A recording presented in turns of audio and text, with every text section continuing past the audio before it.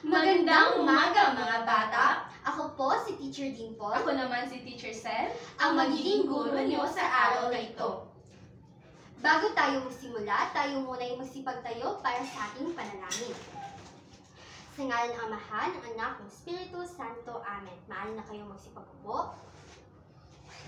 Ngayon, akin muna aalamin kung meron bang lumiban sa ating klase. Meron bang lumiban sa ating klase ngayong araw? Wala po. Magaling! Kaya palakpakan natin ang ating mga sarili. Sa pagsimula, akin munang sasabihin ang ating alintuntunin sa ating klase ngayong araw. Una, pag ang guro ay nagsasalita sa harap, ay tayo ay makinig. Pangalawa, magbigay respeto sa guro at kaklase. At pangatlo, pag nais sumagot o may katanungan, ay taas ang kaliwang kamay. Naiintindihan ba? Opo. Teacher. Magaling! So bago tayo dumako sa ating panibagong paksa, naalala niyo pa ba ang aralin natin kahapon? Opo. Tungkol po ito sa ang aking pamilya. Magaling kung saan pinag-aralan natin ang mga kasapi ng isang pamilya.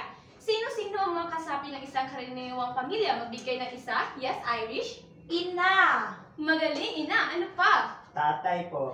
Magaling mga bata, natutuwa ako dahil natatandaan niyo pa ang ating pinag-aralan kahapon. Ngayon naman ay may iba't iba akong larawan dito. Ang mga larawan na ito ay may kinalaman sa ating tatalakayin ngayong araw. So ano ang nakikita niyo sa larawan? Magbigay ng isa, Irish?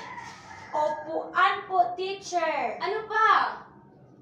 Computer po, teacher. Computer. Ano pa? Laruan. Laruan. Ano pa? Libro. Libro. At And lagayan lagayan ng ng gamot. gamot. So sa tingin nyo, saan ito madalas na makikita? Sa paaralan. Paaralan. Magaling sa paaralan. Madalas natin makikita ang upuan, libro, computer, pagkain, mga bola, at lagayan ng gamot. So ngayon, may idea na ba kayo kung ano ang tatalakay natin ngayong araw? Tungkol po sa paaralan.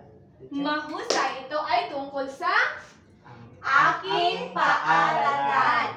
Ang paaralan, mahalaga sapagkat dito natututo ang mga batang tulad nyo. Ang paaralan ay tulad ng pangalawang tahanan at ang mga guro na kagaya ko ay ang pangalawang magulang. So ano ang pangalan ng ating paaralan? Tagulan Community College po. Okay, Taguluan Community College. At saan naman ang lokasyon nito? Sa Taguluan, Misamis Oriental po, teacher. Mahusay! Ngayon naman ay may iba't ibang larawan dito. Ito ay mga iba't ibang bahagi ng paaralan. Mga iba't ibang bahagi ng paaralan. Gaya ng nakikita niyo sa ating larawan, meron tayong silid-aralan, silid-aklatan, computer room, kantina, gymnasium, at klinika. Ang mga bahagi ng paaralan ay makakatulong para sa inyo ng mga mag-aaral upang mas matuto ng mabuti. Kaya sa pagsisimula, ating aalamin kung ano nga ba ang silid-aralan. Pag sinabing silid-aralan, maaari niyo bang basahin? Dito natuturo ang mga guro at natututo ang mga mag-aaral. Mabuti. Saan nga ba natututo ang mga mag-aral? Silid-aralan. Mabuti, silid-aralan. Para sa pangalawang bahagi, meron tayong tinatawag na silid-aklatan. Maaari niyo bang basahin? Dito natin madalas makikita ang mga aklat at magasin na nagagamit ng mga mag-aaral sa kanilang pag-aaral. Saan nga ba makikita ang mga aklat at magasin? Sa silid-aklatan. Magaling sa silid-aklatan. Para sa pangatlong bahagi, meron tayong tinatawag na computer room. Pag sinasabing computer room, ito ay Dito natututo ang mga bata na gumagamit ng computer. magaling. Para sa pang-apat na bahagi, meron tayong tinatawag na kantina. Sa kantina, anong gusto niyong bilhin ng mga pagkain? Toron. Turon, ano pa? Juice. Juice, magaling. Pag sinasabing kantina, maaari niyo bang basahin? Dito bumibili ng masusustansyang pagkain at kumakain ang mga mag-aaral. Mahusay. Para sa panglimang bahagi, meron tayong tinatawag na gym o gymnasium. Pag sinasabing gym o gymnasium, Dito ginagawa ang malaking okasyon tulad ng pagtatapos o graduation. magaling. At para sa panghuling bahagi, meron tayong tinatawag na Klinika. pag sinasabing klinika, Dito binibigyan ng pangunahing lunas o gamot ang mga simpleng sakit ng mga mag-aaral. mabuti. Kaya ano nga ba ang mga bahagi ng paaralan? Meron tayong Silid-aralan, silid-aklatan, computer room, kantina, gym o gymnasium, klinika. Ngayon naman, para sa ating talang gawain, ay bibigyan ko kayong lahat ng isang gawain. Maaari mo bang ilabas ang iyong mga pangkulay? Opo. Magaling! Babasahin ko ang panuto na inyong susundan. Ang ating panuto ay kulayan ang larawan ng paaralan tulad ng larawan na makikita ninyo sa ibaba. Bibigyan ko kayo ng 10 minuto para tapusin ang gawain ito. Tapos na ba ang lahat? Opo. Magaling! Kung talagang naintindihan niyo ang ating tinalakay ngayong araw, ano ang pangalan ng ating paaralan?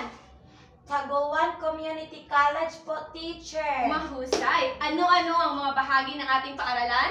Silid-aralan, silid-atlatan, Ano pa? computer room, gym o gymnasium, kantina at klinika. Mahusay! Ngayon, bakit mahalaga ang paaralan sa buhay ng isang batang tulad mo, Irish? Para matuto.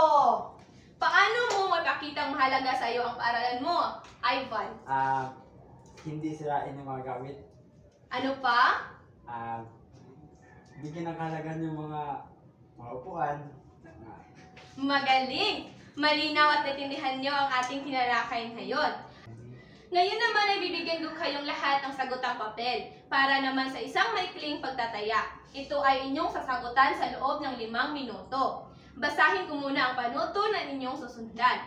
Ang panuto ay pagduktungin ng mga larawan ng bagay na nasa hanay A sa mga larawan ng bahagi ng paaralan sa hanay B. Naintindihan ba mga bata? Opo, teacher. So ito ang inyong sagutang papel. Maaari na kayong magsimula. Tapos na ba ang lahat? Opo, teacher. Magaling!